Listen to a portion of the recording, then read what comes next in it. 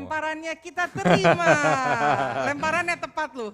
Kepada sasaran. Betul sekali. Terima kasih juga untuk Coki kasih. dan Kastri yang sudah memimpin, membantu membuka jalannya kegiatan Nasional ISMI Indonesia Pasti Bisa ini ya, dengan keren begitu dan baik ya. Yes. Dan kita juga terima kasih untuk Kementerian Dalam Negeri oleh Bapak Menteri Bapak Tito yang sudah memberikan banyak sekali masukan yang kita akan bahas sebentar lagi nih. Betul Kak. Temanya apa sih? Temanya adalah bijak. Bangsa Indonesia dalam jejak. Dan sudah bergabung bersama kita berdua ada wanita, kalau wanita perkasa ini di atasnya lagi Kak. Nggak ada. Wanita apa? Lebih lagi. Kalau di atas perkasa kan masih ada, ini nggak ada atasnya, jadi nggak ada atasnya lagi. Terus gitu loh. Soalnya kemarin pas kegiatan press conference kita, saya lagi tegang-tegangnya, Kak Alisa mencoba membuat saya lebih santai, katanya nggak apa-apa saya nggak usah diantar, ini wanita perkakas. Tapi saking tegangnya saya nggak ngeh Kak. Ya bersama dengan kita ada Kak Alisa Wahid, koordinator nasional dari Jaringan Gus Durian, seorang psikolog keluarga, seorang aktivis kemanusiaan juga. Wah banyak banget pokoknya. Jangan lupa, beliau juga pembina dan pengawas Yayasan Pandu Pemimpin Cinta Betul Bangsa. Sekali. Dan bersama kita juga, aku udah siap untuk belajar nih tentang sejarah. Ada sejarawan kita Kak Boni Triana, waduh. Iya. Aku jadi dengar ini, Kak Boni Triana Disover, beda ya? Bukan Kak, bukan dong, kelihatan banget itu. Kalau tahu lagu itu berarti angkatannya ketahuan ya Kak ya. Oke, sedang bergabung juga, dari tadi pagi sudah standby. Bersama dengan kita dari Zoom, itu dari Legiun Veteran Republik Indonesia ada Letjen TNI Purnawirawan Pak Saiful Sulun. Selamat siang Pak Saiful.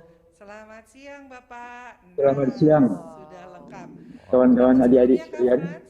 Jangan lupa kita harus memberitahukan bahwa kita sudah melalui protokol kesehatan yang ketat. Oleh karena itu kami juga meminta untuk teman-teman yang ada di sini maupun yang sedang menyaksikan baik dari Aceh sampai Papua untuk terus taat melakukan protokol kesehatan sesuai anjuran pemerintah. Dan saat ini kami juga meminta izin untuk membuka masker kita. Karena ini kalimat yang paling kita tunggu-tunggu ya, negatif. Biasanya negatif itu gak baik, tapi ini negatifnya dijauhi yang bagus ya. Stay negatif, bukan stay positif. Ya, betul sekali. Tapi ingat ada konteksnya. Iya, jadi kita izin buka masker dan kita akan berbicara sama-sama. Wah, Bapak ikutan buka, kelihatan gantengnya. Selamat pagi Bapak, apa kabar? Selamat pagi Adinda. Asik, Adinda. Waduh, Bapak mesra banget.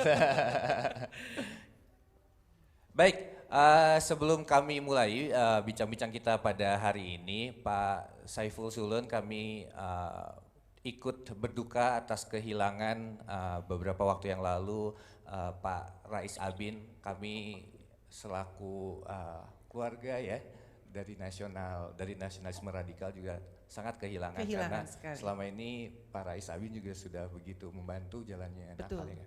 Betul, dan perlu diketahui LVRI juga sudah bersama-sama dengan Nakal selama 3 tahun berjalan bersama-sama, di mana beliau banyak sekali memberikan, saya bisa bilang cerita-cerita yang memang sumbernya langsung dan memang membuat kami yang generasi penerus bangsa ini bisa mengerti banget harapan-harapan apa sih sebetulnya saat beliau sudah menghantar kita di dalam gerbang kemerdekaan Republik Indonesia.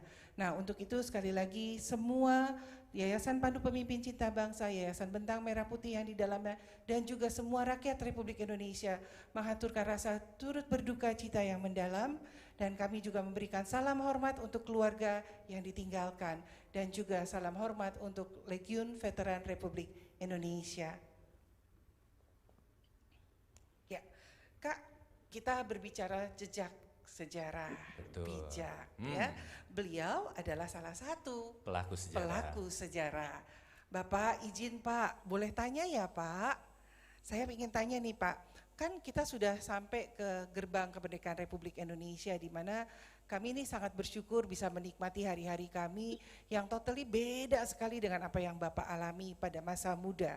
Nah, apa sih harapan Bapak sebagai penerus bangsa bagi kami nih di Indonesia yang saat ini didengar seluruhnya dari Aceh sampai Papua, sehingga kami bisa membawa amanah semua dari Bapak-Bapak yang sudah luar biasa hebat yang memberikan kemerdekaan kepada kami sehingga kami bisa berada hari ini dengan luar biasa. Harapan apa Bapak? Terima kasih. Harapan kami pada anak-anak sekalian, generasi penerus bangsa, pertama, cintai negerimu ini. Kalian lahir, besar dan hidup di negeri yang indah, negeri besar dan kaya. Untuk itu, pelihara dan jaga. Berbuatlah segala-galanya untuk bangsa dan negara. Bahkan kalian rela berkorban demi negeri tercinta. Itu harapan kami pada anak-anak penerus generasi bangsa. Yang kedua, hayati makna kemerdekaan. Bahwa kemerdekaan Indonesia adalah hasil perjuangan bangsa Indonesia, rakyat Indonesia, bukan hadiah dari penjajah. Selanjutnya, kemerdekaan Indonesia adalah pintu gerbang menuju Indonesia Raya. Indonesia yang mandiri, berdaulat, bermartabat. Indonesia yang berkepribadian. Indonesia yang sejajar dengan negara-negara besar lainnya. Itu yang kami ingatkan.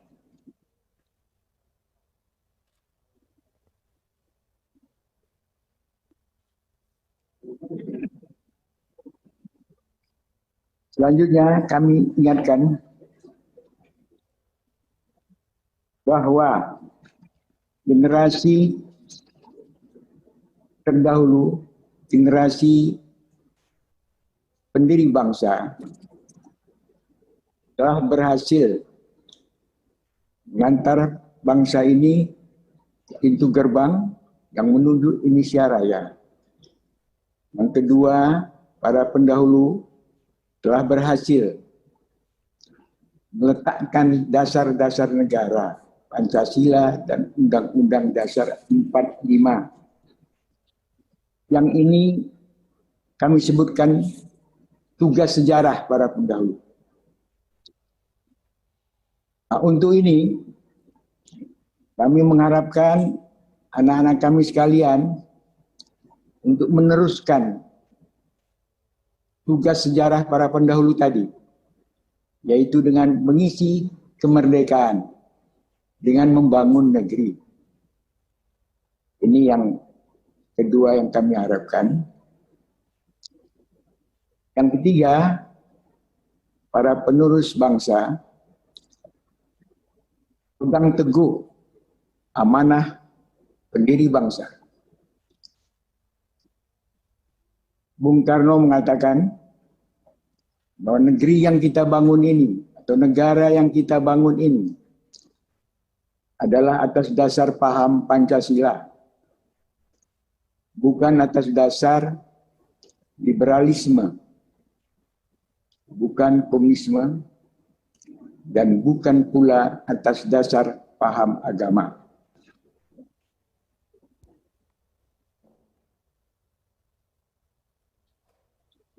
Sejak Republik berdiri, pertarungan ideologi tidak pernah berhenti.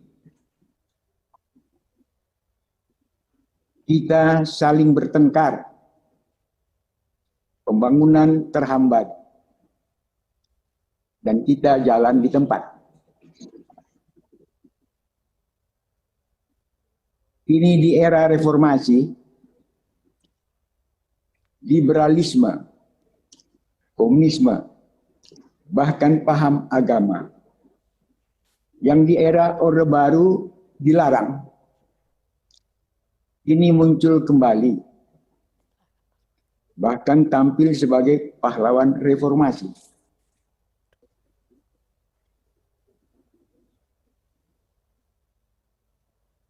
Kita harus waspada. Jangan sampai peristiwa-peristiwa yang pahit masa lalu, pemberontakan PKI Madiun 1948, pengkhianatan PKI dengan G30S-nya pada 1965, pemberontakan DI-TI 1948 sampai 1962 terulang kembali. Ini harus kita selalu ingat. Kita harus waspada dan kita selalu ingat bahwa negeri yang besar kaya ini juga selain merupakan kekuatan, juga merupakan titik-titik rawan yang selalu diincar oleh negara-negara lain. Yang kedua, negeri kita yang besar indah ini terdiri dari ribuan pulau, ribuan etnis, bahasa budaya, ribuan kepercayaan agama, yang semua ini merupakan titik-titik rawan atau kerawanan perpecahan. Untuk itu, saya selalu mengingatkan waspada. Syukur alhamdulillah sampai saat ini Indonesia utuh bersatu karena Pancasila. Pancasila adalah kekuatan dan pemersatu bangsa. Akhirnya kepada adik-adik, anak-anak kami sekalian, kembali kami ingatkan, cintai negerimu, hayati makna kemerdekaan. Pancasila adalah kekuatan dan pemersatu bangsa. Akhirnya kami ucapkan pada Yayasan Bentang Merah Putih dan Yayasan Pandu Cinta Bangsa, selamat melaksanakan kegiatan Indonesia Pasti Bisa. Sekian, terima kasih.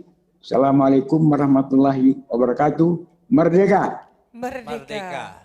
Waalaikumsalam warahmatullahi wabarakatuh.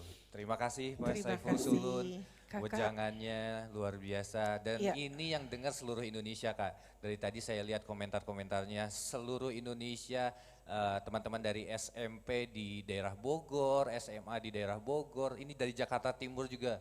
Wow, langsung membalas salamnya merdeka tuh. Wah, luar biasa. Tapi saya senang sekali ya, ini merupakan amanah buat kita semua Kak Frans. Betul. Jadi apa yang sudah mereka berikan kepada kita, perjuangan yang luar biasa meninggalkan keluarga, jauh gitu ya, membela tanah air dan sekarang kita nikmati, itu tidak diberikan secara sia-sia. Untuk itu kita harus mengisinya dengan benar. Ya. Saya senang deh kalimatnya tadi, tidak jalan di tempat. Benar. Nah ini tugas kita nih semua nih Kak Frans ya. Yeah. Kalau jalan di tempat nggak maju-maju, Indonesia nggak semakin harum nanti namanya ya. Betul. Sehingga bapak-bapak Legiun Veteran Republik Indonesia bisa bangga loh sama kita. Dan ya, saya percaya ini pasti bisa kita lakukan bersama-sama. Nah oleh karena itu saya mau nanya ke Kak Alisa nih Kak. Lahir dari latar belakang keluarga yang nasionalis. Ya. Ada begitu banyak nama besar yang memberikan contoh yang baik gitu Kak. Kira-kira apa sih yang paling dibutuhkan oleh bangsa Indonesia saat ini? Ya, saya sama seperti Kak Ayu dan Kak Frans, saya mendengarkan tadi Pak Saiful itu membuat saya jadi refleksi begitu. Iya ya, kita yang hidup di zaman ini mungkin sudah nggak membayangkan dulu itu memperjuangkan kemerdekaan seperti apa, begitu ya. Ada sebagai sebuah bangsa tuh kita berjalan nih dari hari ke hari. Apa yang kita hadapi berbeda dengan apa yang dihadapi Pak Saiful Sulun, dan saya karena saya berangkat dari keluarga yang ikut memperjuangkan lahirnya Indonesia, saya diberi berkah untuk punya ikatan langsung begitu. Iya, karena kakek saya itu Kiai Haji Wahid Hasyim kan bagian dari panitia persiapan kemerdekaan Indonesia, ikut merumuskan konstitusi, ikut memperjuangkan, ikut bermusyawarah nih orang-orang dari berbagai penjuru Indonesia, dari golongan yang berbeda, dari suku yang berbeda, itu ikut berpikir ini Indonesia mau diapain, kalau kita mau merdeka, merdeka sebagai apa gitu. Kalau waktu itu masing-masing kelompok itu sibuk sama dirinya masing-masing, kelompoknya masing-masing, kita nggak akan bisa jadi Indonesia.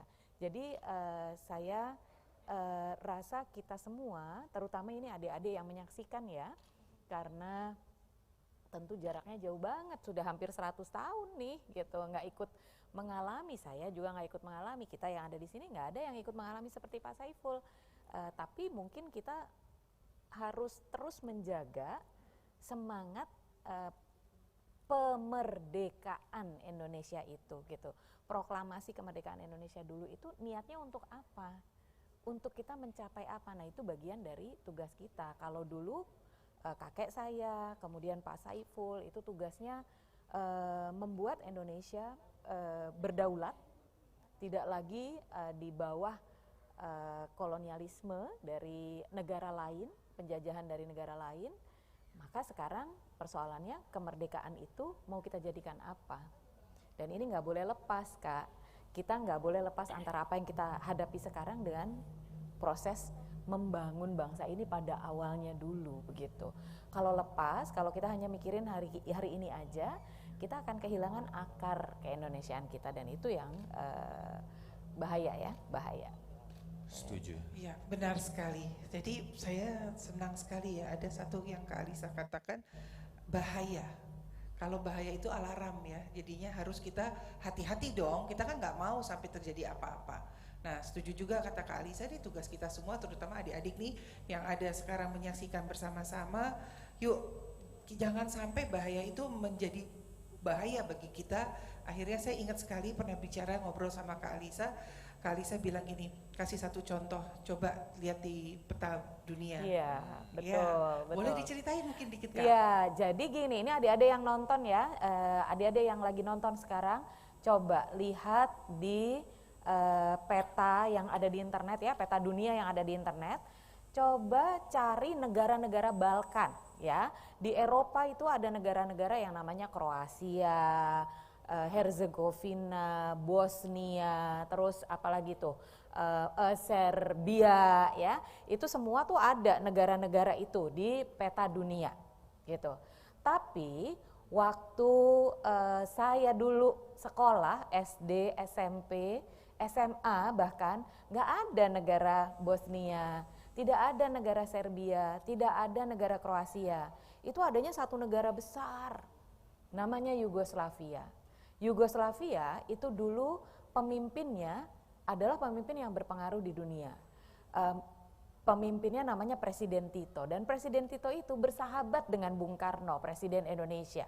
Berdua mereka membuat sebuah kekuatan kerjasama negara-negara yang tidak mau ikut-ikutan perang antar blok, antar kelompok gitu, antar kubu. Dulu ada kubu namanya Uni Soviet, ada kubu yang sampai sekarang ada namanya NATO. Nah, Presiden kita Bung Karno, Indonesia dan Yugoslavia memelopori negara-negara lain, ayo jangan ikut-ikutan musuhan, kita netral aja begitu.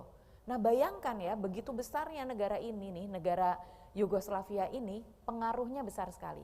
Tapi sekarang di peta tidak ada loh. Di peta dunia tidak ada nama Yugoslavia. Bahkan mungkin adik-adik di sini yang masih SMP nggak pernah tahu, nggak pernah dengar ada nama negara Yugoslavia. Kenapa kok nama itu hilang? Karena negaranya pecah.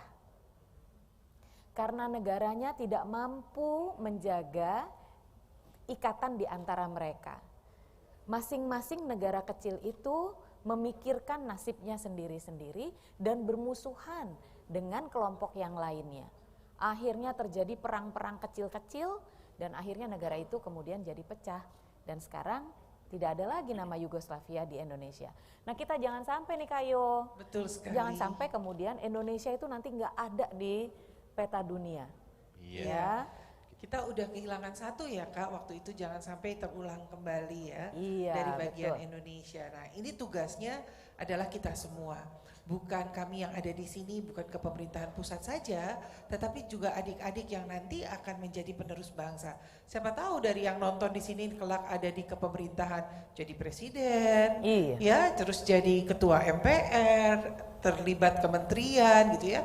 Nah ini gak bisa nih dapat begitu aja, perlu juga perjuangan dengan membekali ilmu yang luar biasa tentunya. Iya, tadi sempat ngomongin kehilangan itu emang nggak gampang ya. Kak? Betul.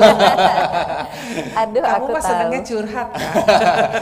Nah, kalau ini berarti kita sudah mulai ngomongin sejarah nih. Ya. Nah, berbicara soal sejarah dan juga ikatan-ikatan yang mempersatukan tadi, aku mau nanya sama Kak Boni, Kak, sejarah kan itu kan selalu berulang ya Kak. Kenapa kita harus mempelajari sejarah, terutama adik-adik kita ini Kak?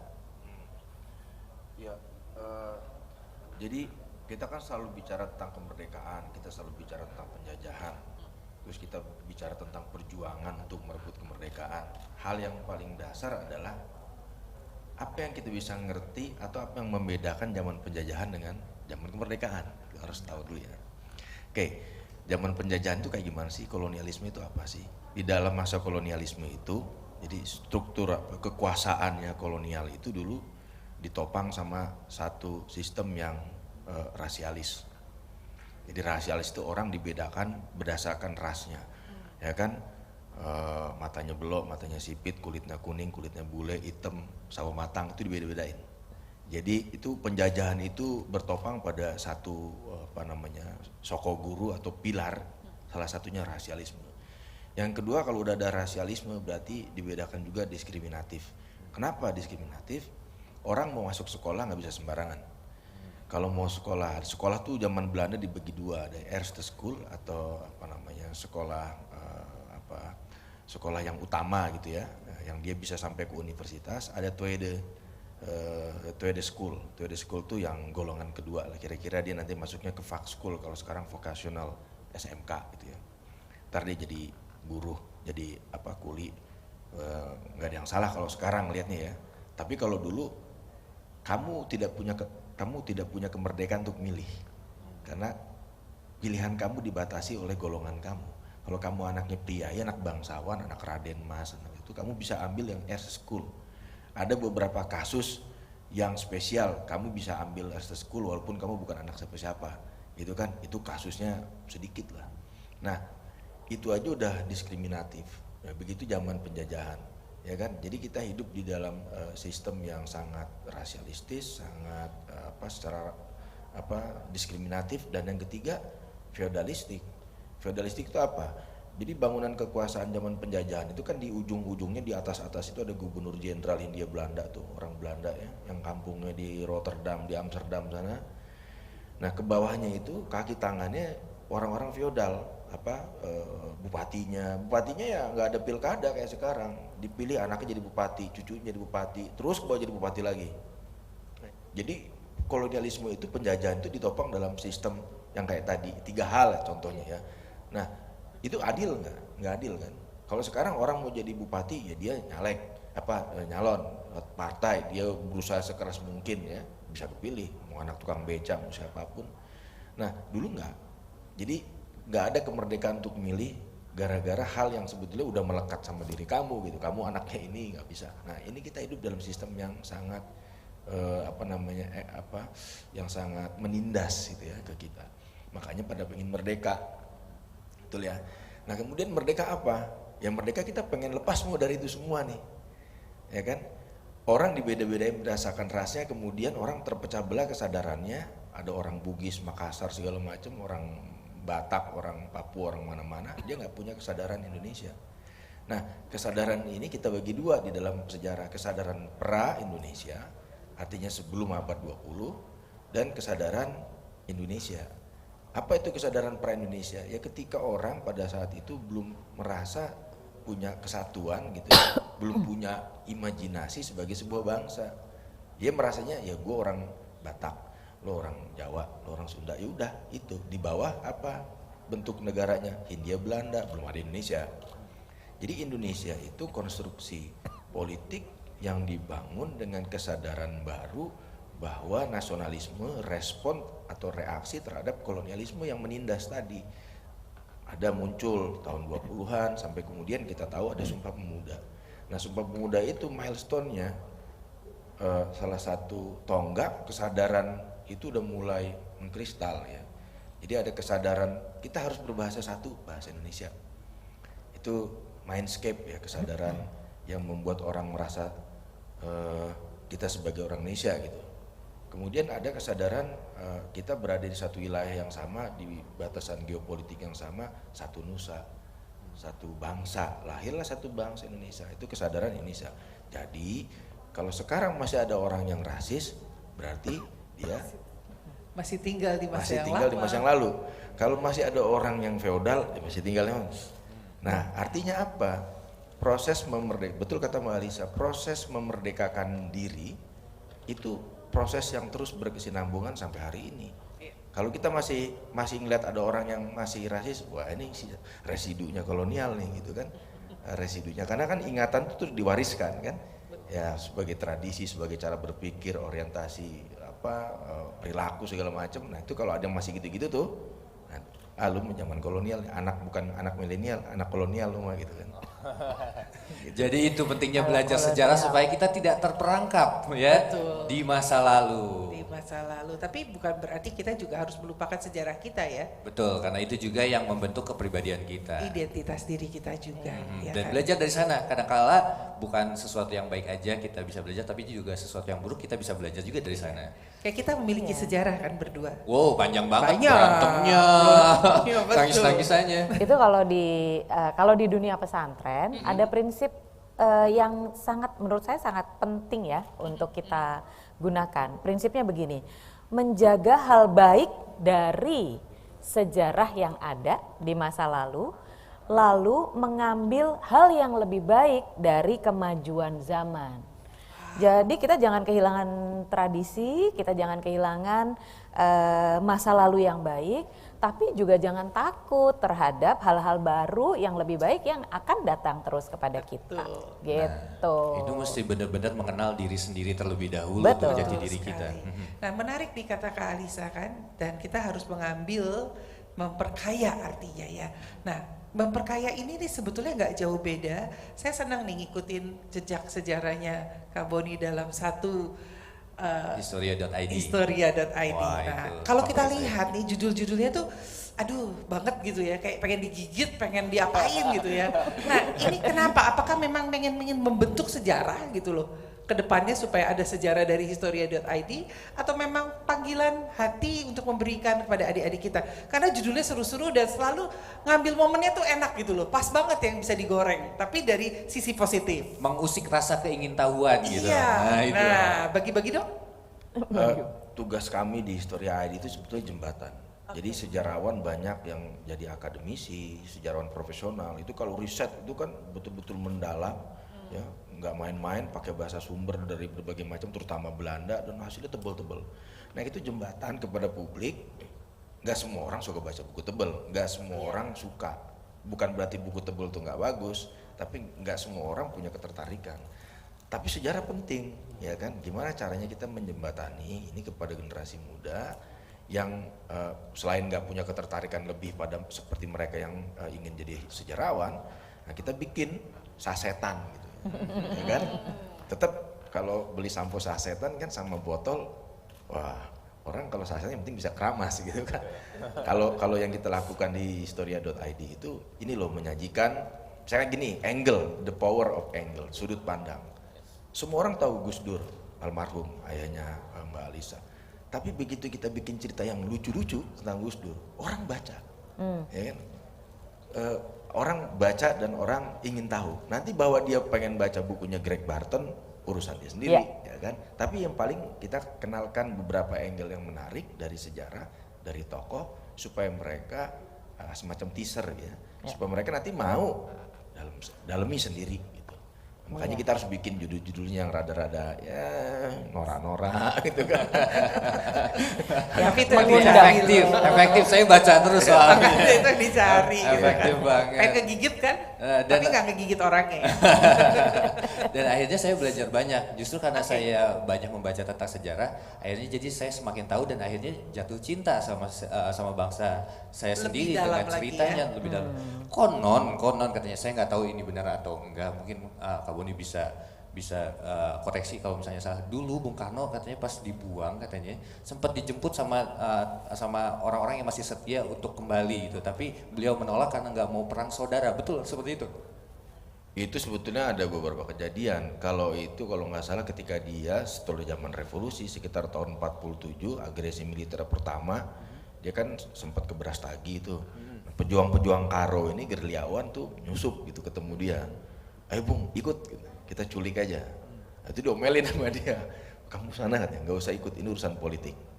Nah, jadi dia nggak mau tuh kabur diselamatin. Dalam arti kalau nanti terjadi gitu kan, ya justru perjuangan politiknya berhenti. Iya, padahal kan itu sebenarnya enak kan ya dibebaskan, tapi itu untuk karena dua sisi kan, perjuangan dulu, perjuangan secara fisik artinya pertempuran dan politik, itu dua-duanya sama pentingnya. Wah, Nah, mudah. berbicara perjuangan, saya punya satu tokoh nih Kak. Betul. Apa yo? Kayaknya kamu udah baca hatiku. Sudah, Ada tuh. Kakak. Apa coba? Hah? Apa?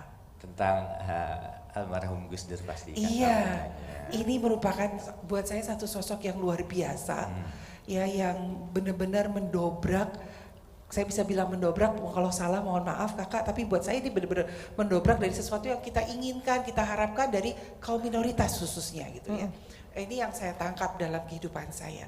Nah saya tuh kebayang ya kalau menjadi seorang anak, orang yang tokoh yang wow banget. Kalau tadi oke, kita ngomong kakek, tapi ini kan darah daging langsung yang setiap hari dilihat gitu ya. Setiap hari dirasakan dari mau melek sampai merem lagi, sampai melek lagi gitu ya. Gimana sih perasaan seorang anak, seorang Kak Alisa melihat tokoh ayah gitu loh. Iya, Kayo, saya mau komentar satu hal. Kayo kan mengatakan bahwa Gus Dur itu pendobrak.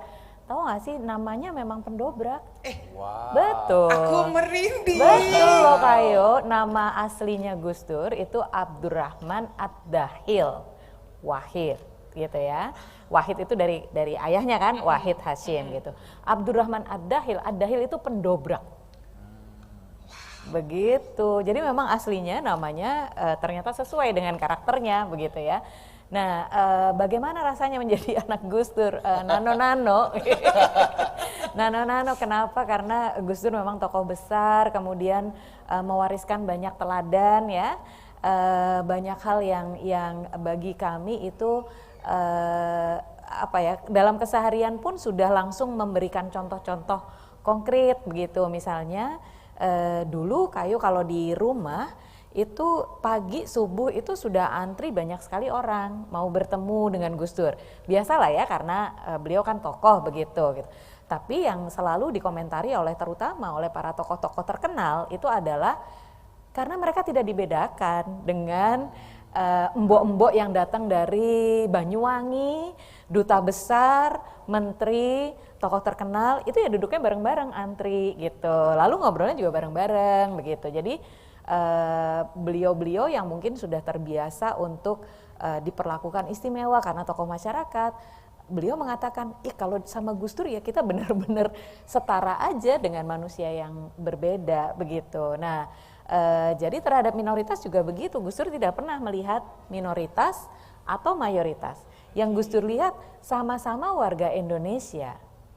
Karena itu posisinya setara. Semuanya punya hak, semuanya punya kewajiban sebagai warga negara gitu. Ada ruang yang itu tuh kita jaga bersama-sama sebagai sebuah bangsa begitu. Jadi Kayo nggak boleh merasa sebagai minoritas begitu. menyadari bahwa oh saya berasal dari kelompok yang jumlahnya lebih sedikit, oke. Tapi jangan sampai kita kemudian merasa bahwa saya ini minoritas jadi hak saya lebih sedikit daripada yang mayoritas. Dan saya yang mungkin bagian dari mayoritas dalam hal Kak Boni, kalau orang Jawa itu jumlahnya paling banyak di Indonesia ya? Ya, yang mungkin saya mayoritas nih dari sisi suku bangsa ya, saya orang Jawa, jumlahnya mayoritas. Tapi saya nggak boleh kemudian merasa bahwa saya mayoritas, karena itu saya harus dilakukan berbeda dengan orang teman-teman dari Papua, begitu, atau teman-teman dari Ambon. Begitu juga saya dari agama Islam yang jumlahnya sangat besar di Indonesia, itu juga tidak boleh merasa kemudian orang Islam harus didahulukan, diutamakan, nggak bisa.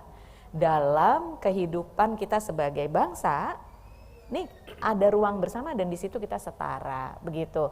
Ini diajarkan oleh Gus Dur, begitu. Wow, salah satu perkataan beliau yang selalu saya ingat dari Kak Alisa juga saya dengarnya, yang beda jangan disama-samakan. Iya, betul. Yang sama jangan dibeda-bedakan. Iya, yang beda jangan disama-samakan, kita hargai perbedaan di antara kita, gitu. Tapi yang sama di antara kita, kita ini sama-sama bangsa Indonesia, ya jangan dibeda-bedain dong. Betul.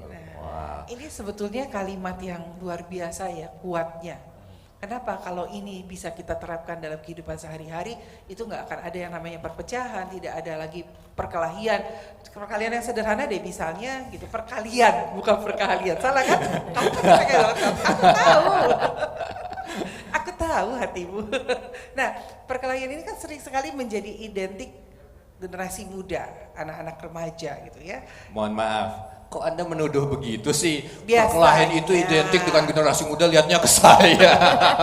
Bangga dong kamu masih bilang muda. Iya, tapi Padahal identiknya kamu dengan perkelahian. Belum tentu tuh teman-teman juga. Nah, Gimana, jadi Kak, ini bercanda? harus benar-benar diperhatikan, jangan sampai terpecah belah. Jangan ada tuh, dulu mungkin ada wong Jawa, wong Sunda, sekarang ya wong Indonesia wae lah ya. Nah, pertanyaannya adalah kalau itu idealnya gitu ya Kak ya. Nah, kita kembali dengan keadaan kita saat ini. Situasinya sampai sekarang ini kayak rasialisme itu masih ada. Iya, SARA itu masih ada. betul.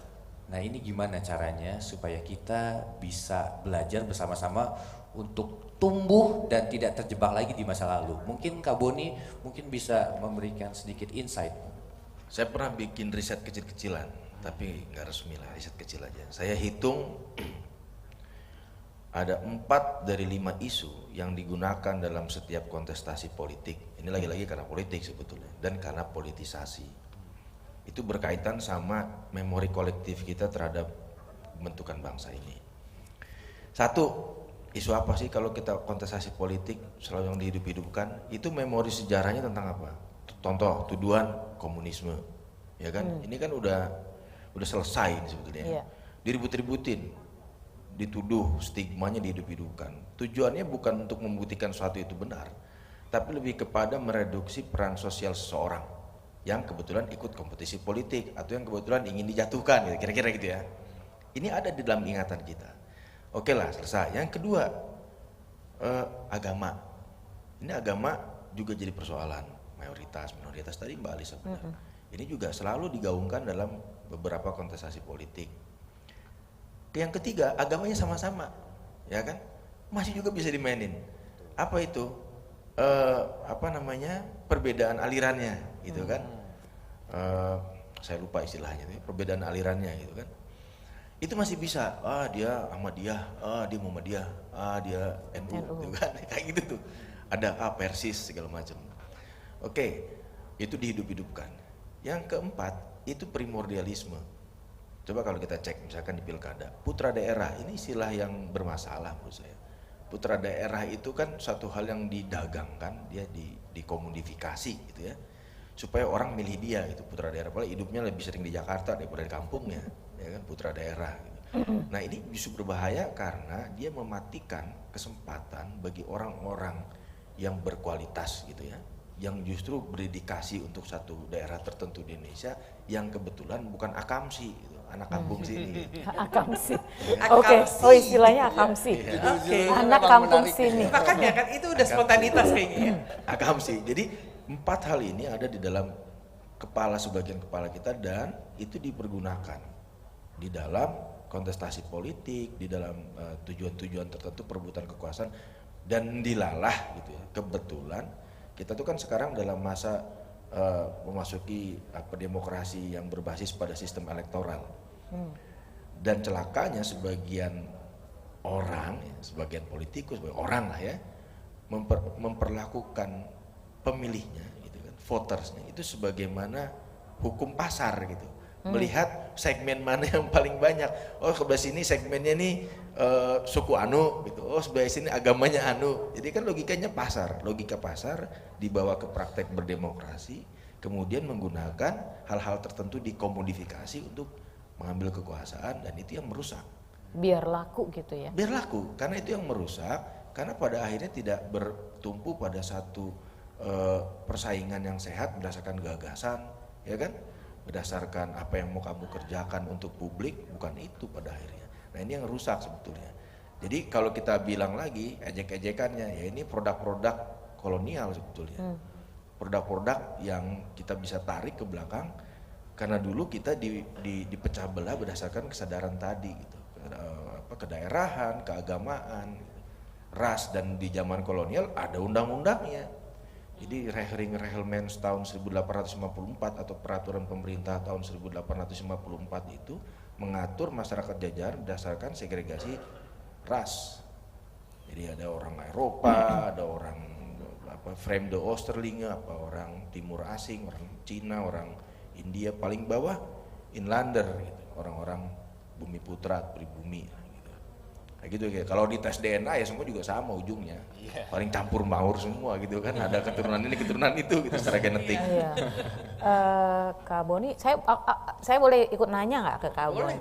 Sikap seperti jadi itu, pasti jadi 3, narasumbernya jadi 1. Sikap seperti itu membedakan dan memandang Bumi Putra itu paling rendah. Dulu kan karena menganggap bahwa Bumi Putra itu nggak punya pendidikan, nggak punya ilmu begitu ya gitu. Kadang-kadang nih saya kok ngelihat bahwa teman-teman terutama di provinsi-provinsi lain kalau terhadap saudara-saudara yang masih muda dari Papua juga suka begitu ya? Iya, itu kan bias rasisme. Iya. Bias. Harusnya nggak boleh. Jadi ya sangat nggak boleh. Itu kan udah jadi bagian dari setiap manusia untuk ngebedain orang kan. Iya. Ya, udah bagian dari di kepala itu ada. Panggilan dada. Si keribo. Perempuan, laki-laki. Itu udah gitu. ada. Tapi yang bahaya ketika itu keluar ke publik, yang kedua yang sangat bahaya ketika itu diadopsi menjadi sebuah peraturan. Iya. Iya. Ya kan? Kayak di zaman Belanda itu diadopsi Reglements. Di Afrika Selatan kulit apartheid hitam dengan kulit, iya. Nah, itu yang bahaya. Iya. Ya kan? Di kepala kita kan ada, orang Cina, orang Arab. Di kepala kita ya bagian kecil. Iya. Tapi bahaya ketika ini semua diadopsi menjadi satu resentment politik yang kebencian gitu ya. Iya. Ya sama kayak di Nazi, kemudian orang Yahudi masuk dikambing hitamkan. Sebetulnya itu menunjukkan ketidakmampuan mengatasi persoalan dengan mengkambing hitamkan seperti kepada babi ngepet itu ya. Ini aktual sekali. Mulai. Wah, ini relevan sekali, ini benar-benar baru terjadi. Iya. Soalnya. Iya, betul. Kayaknya kalau kayak gini kurang kita waktunya. Iya, benar-benar. Kata-kata kita mesti bikin ngulik lagi lebih dalam. Tadi mesti digarisbawahi adalah ketidakmampuan mengatasi persoalan itu Dan yang jadi perbedaan. salah satu. Perbedaan. Dan Tidak bisa menerima mengolah perbedaan. perbedaan. Tidak bisa menerima perbedaan dan memandang orang lain lebih rendah ini yang kita jangan sampai ya. Nah itu Jangan. gimana caranya Kak? Aku penasaran soalnya. Aku baru aja baru-baru ini kami berantem Kak. Curhat lagi dia. Beneran sesimpel berbeda pendapat. Berbeda Menurut pendapat. saya ini lebih baik. Menurut Kak Yohana itu lebih kurang baik. baik gitu. Iya. Segitu aja bisa berantem nih. Iya. Tapi gimana caranya supaya kita bisa berkonflik tapi tetap menyelesaikannya dengan sehat Kak? Harus belajar bagaimana bertengkar dengan baik dan benar. Asik. Karena Gimana, masalah gimana nggak tuh? usah dicari, datang loh. Iya, Betul. betul. Ya Nah, itu kan, gimana, ini gimana? adik-adik nih yang lagi pada nonton di YouTube gitu ya, juga adik-adik perlu belajar nih gimana kalau berbeda pendapat dengan teman gitu, supaya bertengkarnya itu dengan baik dan benar. Gimana caranya? 1, kita lihat apa yang sama nih di antara kita, gitu. Lalu kemudian ini aslinya kita bahas apa sih gitu. Karena jangan-jangan kita sebetulnya ngomongin sesuatu yang baik, misalnya ini mejanya baiknya yang bundar atau yang kotak begitu ya misalnya gitu.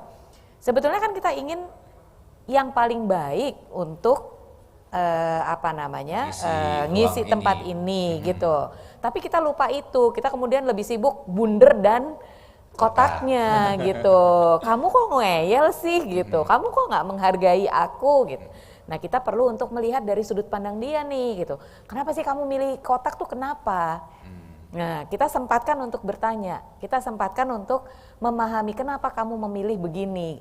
Begitu dia ngomong, iya soalnya begini. Nah kita akan lebih tahu gitu. Jangan-jangan di situ nanti ketemu, oh ternyata sama kok. Kita sama-sama pengen ini tempatnya jadi oke banget gitu. Nah dari situ kita kemudian bisa kembali ke jalur yang benar dan gak perlu meributkan perbedaannya, apalagi kemudian meributkan soal tidak saling menghargainya. Sebetulnya biasanya itu yang bikin rame tuh karena merasa kamu kok gak menghargai aku gitu. Langsung kena ke tepat sasaran ya. Tapi menarik ya mengenai perbedaan tadi gitu kan. Ini perkara yang sederhana tapi bisa menjadi besar gitu kan. Di dalam sejarah juga banyak hal-hal yang seperti ini ya Kak Boni ya. Betul. Sebetulnya sederhana Menarik sekali kan? Sebentar. Saya mau ngajak teman-teman juga. Teman-teman tadi ada yang nanya. Oh, boleh. Mau bisa Boleh bertanya nanya. enggak? Boleh, bisa. Bisa bertanya, Boleh. bertanya. Nanti silahkan aja langsung bertanya melalui komen. Nanti kita akan coba bacakan bila waktunya memungkinkan. Oke. Dan teman-teman juga berkesempatan untuk mendapatkan hadiah. Ada giveaway Kak. Oh ada dong. Caranya gampang banget. Teman-teman tinggal selfie di saat teman-teman mengikuti atau menyaksikan tayangan live streaming ini. Lalu tuliskan apa yang teman-teman pelajari melalui talk show ini. Nah langsung bisa berkesempatan mendapatkan hadiah. Nah hadiahnya juga sangat keren ya. Ada jaket dari Indonesia Pasti Bisa. Wow. Iya dong, kan ini khusus. Jadi kita akan cari yang terbaik. Limited edition. Jadi nggak semuanya dapat Kak, Betul. gitu ya. Sama kita juga limited edition nih, bisa duduk bareng-bareng dengan orang hebat.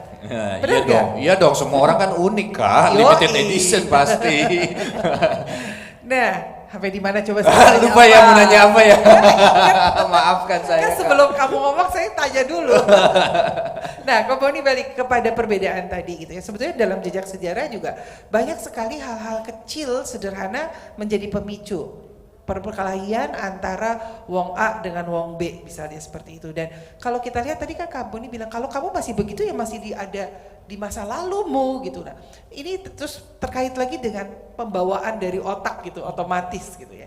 Nah, gimana sih mencikapinya ini buat adik-adik kita supaya tidak kembali terbawa ke dalam masa yang lalu tadi dan terbawa dalam panggilan memori kita untuk membedakan dan akhirnya menjadi pemicu. Iya, sebetulnya perbedaan misalkan dalam soal yang sifatnya rasialistis itu kan seringkali diajarin gitu kan. Seringkali dengar dari keluarganya gitu kan, tetangganya, temennya itu diajarin. Itu kebencian itu kalau kata Nelson Mandela itu nggak muncul dengan sendirinya. Dia diajarin. Ada dalam berbagai bentuknya dia ada yang ngasih tahu gitu ya. Kemudian nempel di otaknya, kemudian dia bisa beda-bedain. Nah, masalahnya kita tuh bangsa Indonesia itu dalam proses yang kalau kita mau jujur kita belum selesai sempurna seutuhnya membentuk sebagai sebuah bangsa gitu. Jadi ya orang Jawa gitu kan, tadi saya bilang orang dari tempat tertentu nggak bisa dia nanti berperan di tempat yang lain karena tadi ada sentimen kedaerahan. Itu prosesnya kan belum selesai menjadi orang Indonesia gitu kan. Sebetulnya kalau kita udah jadi orang Indonesia, batasannya ya cuman KTP kamu sama paspor kamu, itu aja kan. Bahkan mau orangnya bule gitu ya. Kalau gitu kan. dia sudah Kalau dia punya KTP-nya KTP Indonesia gitu, naturalisasi. iya, ya dia udah harus taat dan patuh pada hukum yang berlaku di Indonesia. Wow, keren. Nih saya pengen menyapa, ada Kak Tessa Polan. Ini Kak Tessa rajin sekali nih Kak dengan nakal selalu hadir. Terima kasih ya Kak Tessa.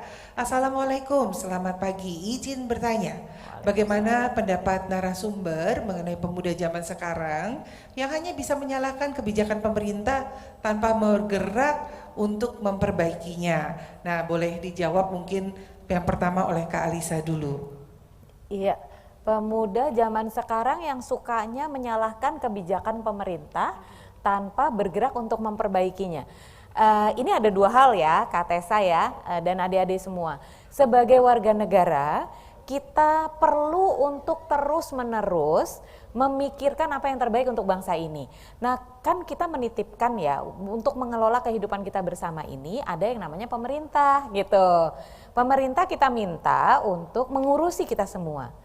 Tapi kita sebagai rakyat itu perlu untuk terus melihat apa yang dilakukan pemerintah ini sudah sesuai dengan kebutuhan rakyat atau belum. Itu sikap kritis. Dan sikap kritis rakyat itu penting. Kita yang perlu mengingatkan terus-menerus. Nah, tapi Kak Tessa tadi mengatakan kritis, tapi nggak mau berusaha memperbaiki. Bagaimana? Nah, bagian yang kedua ini yang perlu dikoreksi, gitu. Kita kritis itu oke, itu bagian dari proses untuk memajukan bangsa ini. Tapi juga pada saat yang sama kita perlu berpikir apa solusinya. Apa yang saya bisa sumbangkan? Saya untuk menyelesaikan persoalan ini, saya akan apa? Misalnya contohnya begini. Masih banyak di Indonesia ini anak-anak yang bergaul itu nggak mau dengan agama yang berbeda, gitu ya. Nggak mau bergaul dengan agama yang berbeda, gitu. Lalu kemudian kita mau mengkritik pemerintah, ayo dong pemerintah, jangan biarkan anak-anak muda ini semakin berjarak begitu, gitu. Pemerintah ayo dong bantuin kami yang masih muda, gitu ya. Itu penting untuk mengingatkan pemerintah seperti itu penting, itu bersikap kritis. Tapi kitanya juga mau berjuang. Beda kalau misalnya begini, apa nih pemerintah nih nggak mau ngurusin anak muda, dibiarin aja kita semua pada berantem satu sama lain, terus berhenti. Nah yang itu nggak bisa, jangan dong. Kita kan merawat Indonesia ini bareng-bareng, jadi memang terus berusaha untuk memperbaiki situasi, tapi juga pada saat yang sama jangan tutup mata, kita tetap harus bekerja bersama pemerintah dengan cara bersikap kritis itu tadi, gitu. Wow, nah Kak Tessa semoga bisa menjawab apa yang dipertanyakan, karena ini juga pertanyaan yang dijawab bukan hanya untuk Kak Tessa, tetapi untuk kita semua masyarakat di Indonesia, untuk adik-adik kita, untuk kakak-kakak kita, dan juga untuk orang tua sebagai contoh tentunya ya dalam bagaimana sih membuat kita menjadi tetap bersatu. Keren sekali, thank you Kak Alisa. Sama-sama Kak. Adem ya kalau Iya. dikasih tahu sama Kak Alisa tuh ya. Benar-benar malaikat kan? Gak salah kan nickname-nya Waduh. malaikat. Baik. Masih napak tanah kok. Malaikat tanpa sayap Kak, jadi harus napak. Harus napak ya. Baik, ada pertanyaan berikutnya tadi sebenarnya sempat sudah dijawab juga oleh Kak Alisa dan juga Kak Boni. Bagaimana mempertahankan persatuan dalam begitu banyak perbedaan? Tadi sudah dijelaskan. Kalau apa yang memisahkan itu sebenarnya diajarkan tadi ya. Nah, bagaimana kita mau belajar, mau mendengarkan dan fokus pada persamaan. Nah, saya ingin penasaran juga sama pertanyaan yang satu ini dari Eka nih. Bagaimana menanggapi orang yang selalu mempermasalahkan perbedaan agama? Kak Boni. Pertama, agama bukan masalah ya. Nah, Nah, udah ada jawabannya. Jadi kalau Titik. titik. Pertama Agama gini, bukan masalah. Pertama, agama itu bukan masalah. Kalau ada orang yang mempermasalahkan agama, berarti harus balik lagi ke dirinya. Ada masalah apa dengan kamu? Asik.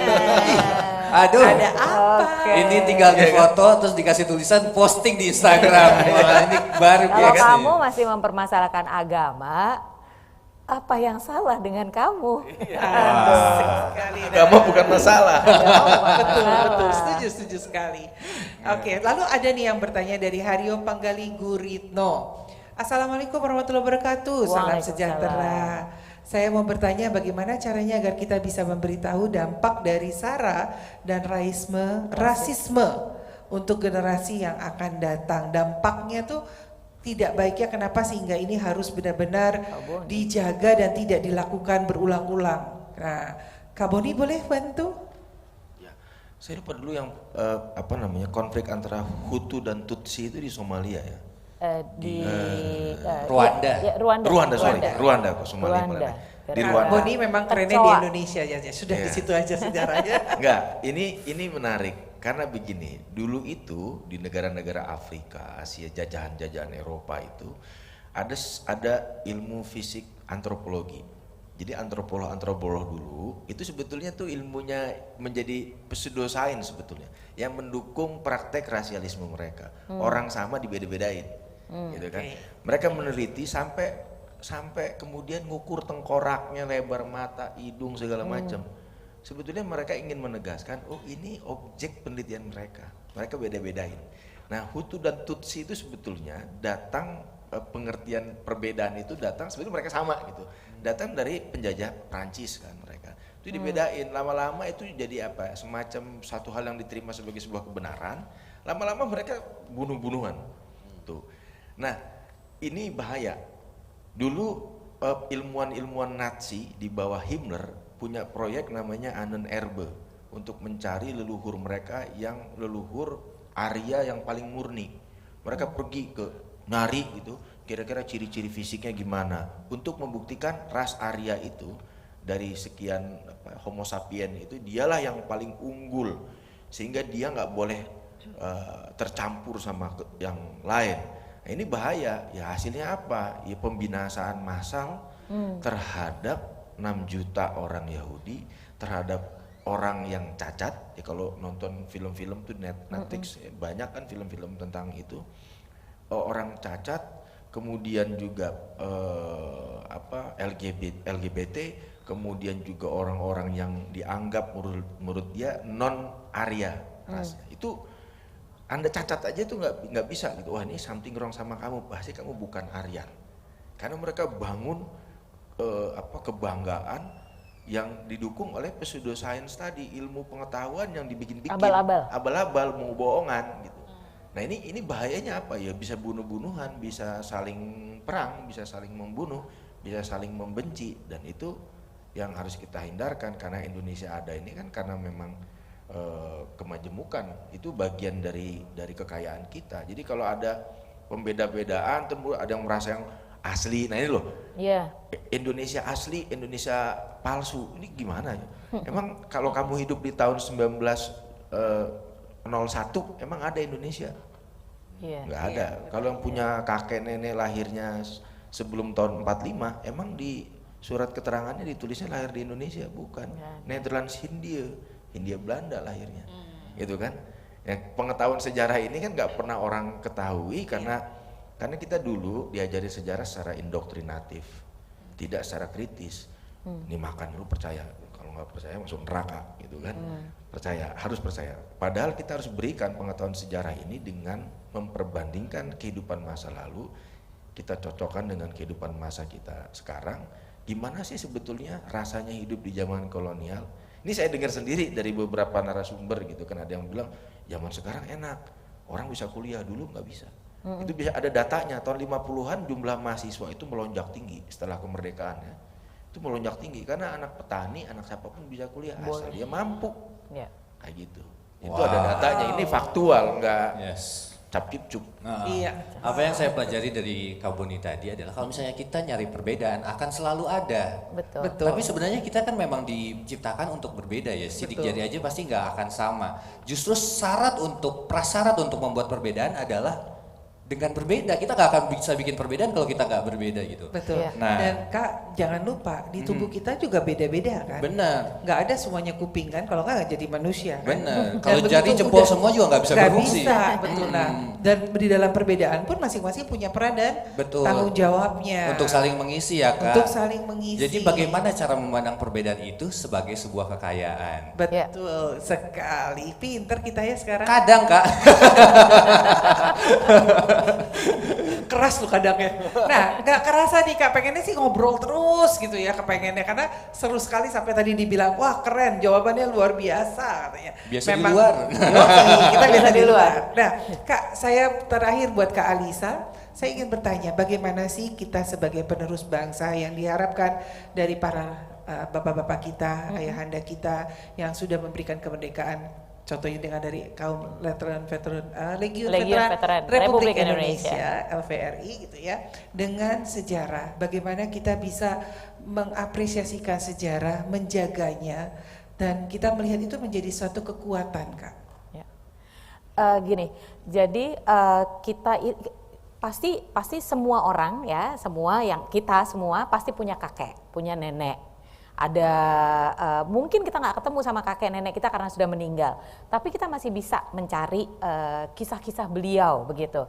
Nah sama sebetulnya kita sebagai bangsa, keluarga besar nih punya kakek nenek, kakek buyut, kakek apa namanya itu di atasnya lagi begitu. Itu yang mereka hidup di masa tertentu, generasi tertentu di dalam bangsa ini. Nah kita perlu itu untuk terus belajar kakek nenek bangsa kita ini, kan ada bapak bangsa, ibu bangsa, ada kakek bangsa, nenek bangsa gitu ya, ada buyut bangsa gitu. Nah kita perlu belajar tuh dari situ, apa sih yang dilakukan kakek buyut kita, dan apa yang kemudian kita lihat sama nih dari kakek buyut kita itu sampai kakek nenek kita, sampai bapak ibu kita itu sama. Kalau bicara Indonesia tuh sama gitu. Nah itulah yang akan menjadi prinsip-prinsip dasar kita sebagai bangsa.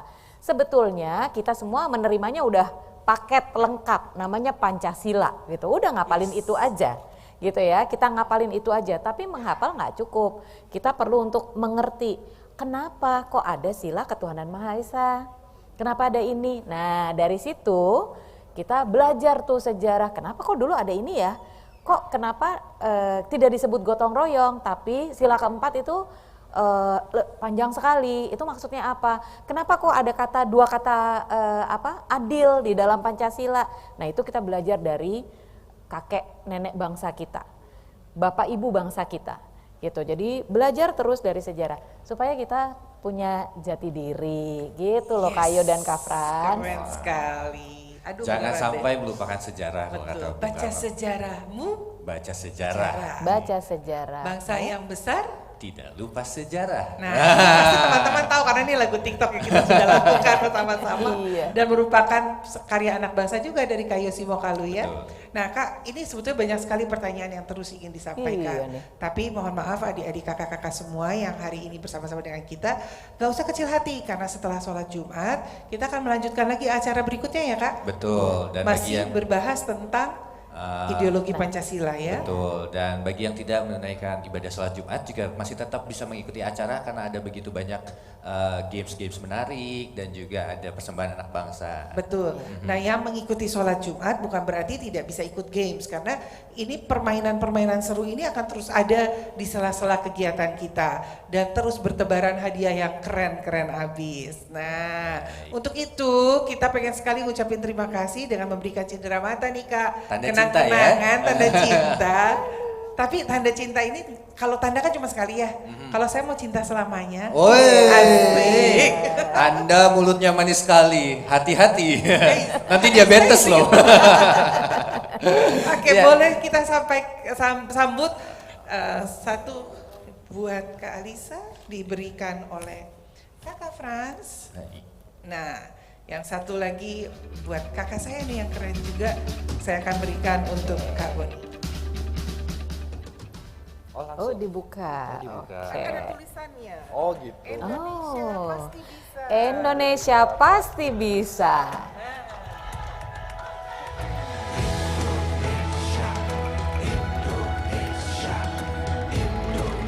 Oke, dibalik. Terima kasih. Terima kasih banyak. Kak Alisa, Kak Boni.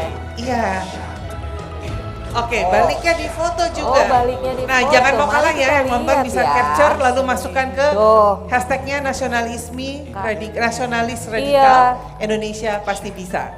Ini di sini kita melihat bahwa yang kerja banyak sekali pihak. Inilah gotong royong, Kayo. Intisari dari Ya kan? Pancasila ya. Iya. Oke.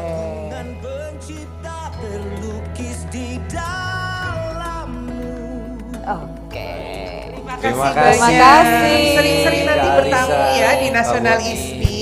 Dengan senang hati. Asik sekali. Terima kasih banyak Kak Boni, Kak Alisa dan teman-teman semua, adik-adik kita tersayang, kakak-kakak kita dari Aceh hingga Papua, jangan lupa kalian yang beragama Muslim harus melakukan sholat Jumat. Nah, untuk itu silakan melakukan kewajiban dan tanggung jawab sebagai umat beragama, dan jangan lupa juga kembali setelah itu bersama-sama dengan kita dengan kegiatan yang berikutnya ya. Betul, akan ada banyak sekali talk show yang banyak sekali akan memberikan ilmu dan juga bersertifikat ya Kak. Betul sekali. Jadi yang belum daftar, yang sudah daftar ini bisa ajak teman-temannya untuk mendaftarkan di www.nationalismi.org.id/pendaftaran NIM IPB. Karena yang membedakan adalah kalau kalian mendaftar, kayak teman-teman tadi nih bisa bertanya langsung kepada narasumber, berinteraksi. Tetapi yang tidak masuk juga tetap bisa mengikutinya melalui YouTube streaming kami. Akhirnya saya Yohana Elizabeth Harjadinata. Dan saya Frans Nikolas. Dan ada kakak, ayo tunjuk-tunjukkan. Ini Kak Boni Triana. Ini Kak Alisa. Kita semua pamit, salam Pancasila. Salam Pancasila.